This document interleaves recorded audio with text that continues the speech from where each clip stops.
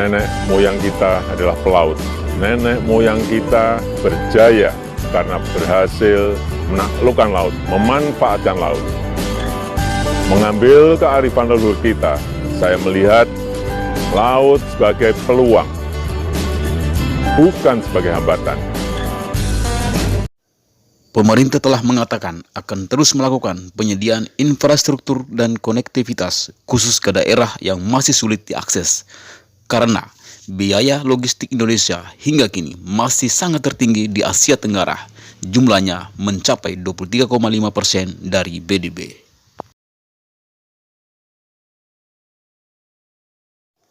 Oleh karena itu, pekerjaan rumah yang masih tersisa kini tinggal menurunkan biaya logistik. Sedangkan biaya logistik Indonesia saat ini masih tersisa 23,5% dari PDB.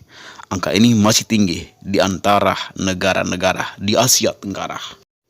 Biaya logistik ini harus dipungkas menurut laporan tahunan pemerintah Jokowi Maruf. Untuk itu, pemerintah terus menggarap dan mengevaluasi program tol laut sampai saat ini. 2/3 Indonesia adalah air. Ini yang kita sering tidak sadar, 2/3 Indonesia adalah air, sepertiganya daratan.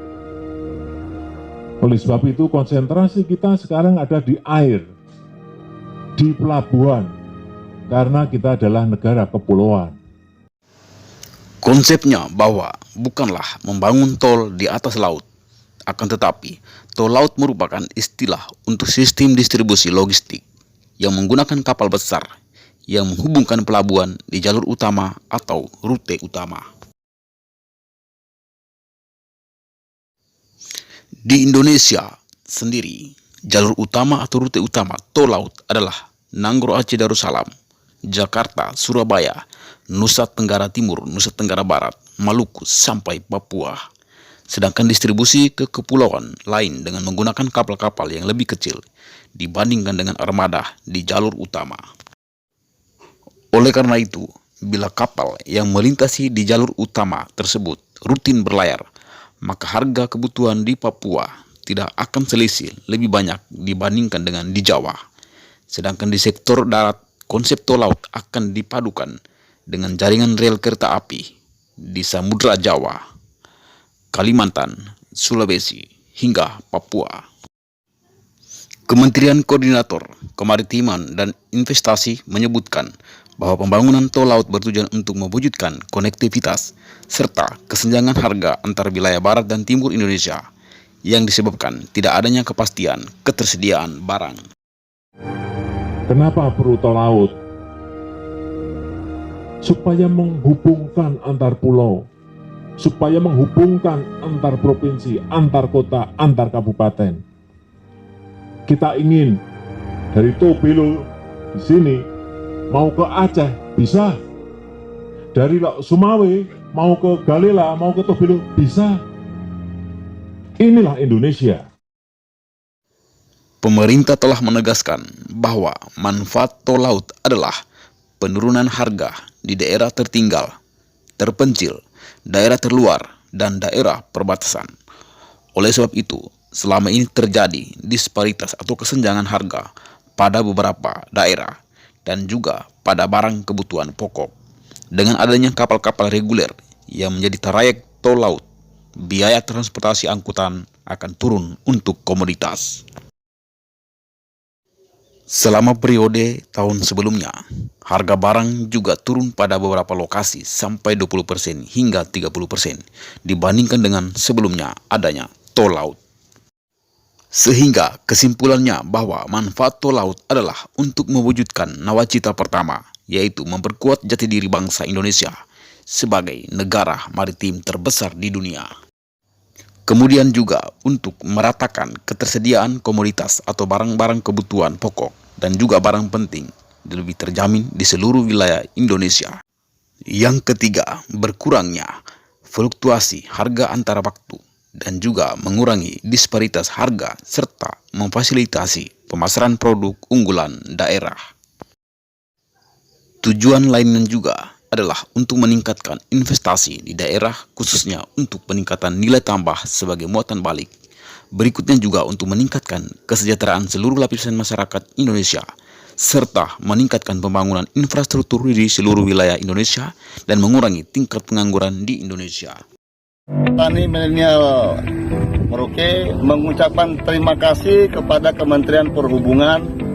Dengan adanya program tol laut ini sangat bermanfaat bagi masyarakat di wilayah Merauke maupun Papua, di mana selama ini barang-barang yang kami beli di wilayah Papua ini begitu mahal. Kemudian kami kirim barang keluar Papua begitu sulit.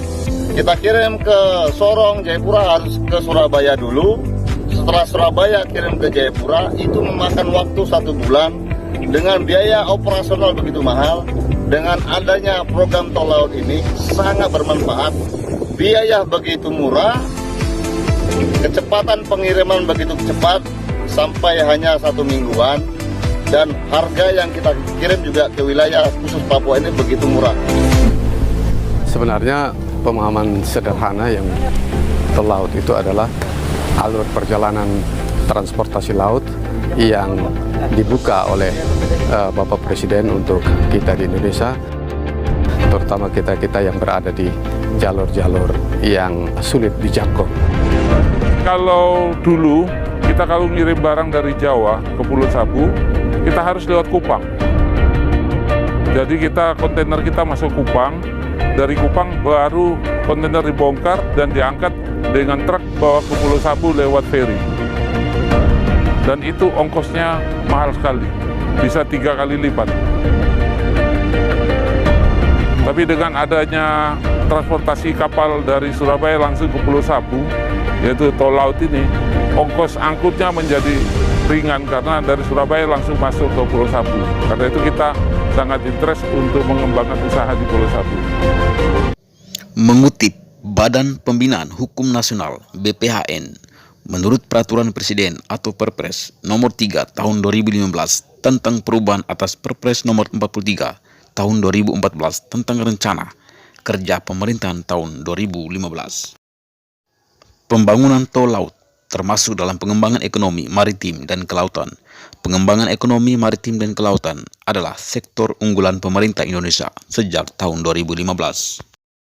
Pembangunan kemaritiman sangat penting mengingat Indonesia adalah negara kepulauan yang kaya akan hasil laut. Pembangunan ekonomi maritim dan kelautan difokuskan pada menghubungkan pulau-pulau melalui jaringan lalu lintas nasional tol laut dan meningkatkan komoditi hasil laut. Hingga kini, dalam laporan tahunan pemerintahan Jokowi Ma'ruf, tol laut sudah memiliki 20 trayek yang menghubungkan banyak daerah yang sulit diakses. Kemudian di tahun 2019, program tol laut mengangkut muatan sebanyak 245.378 ton. Dan PT Pelni sebagai salah satu BUMN operator tol laut mencatat kinerja kapal tersebut pada triwulan 3 tahun 2020 naik 230% menjadi 2.370 teus dibandingkan dengan periode tahun sebelumnya. Kapal tol laut merupakan bagian dari program tol laut yang digagas oleh pemerintahan Presiden Republik Indonesia Joko Widodo dalam menjamin distribusi dan ketersediaan barang kebutuhan pokok maupun barang penting lainnya di Indonesia, terutama pada daerah 3T, yakni daerah tertinggal, terpencil, terluar, dan daerah perbatasan.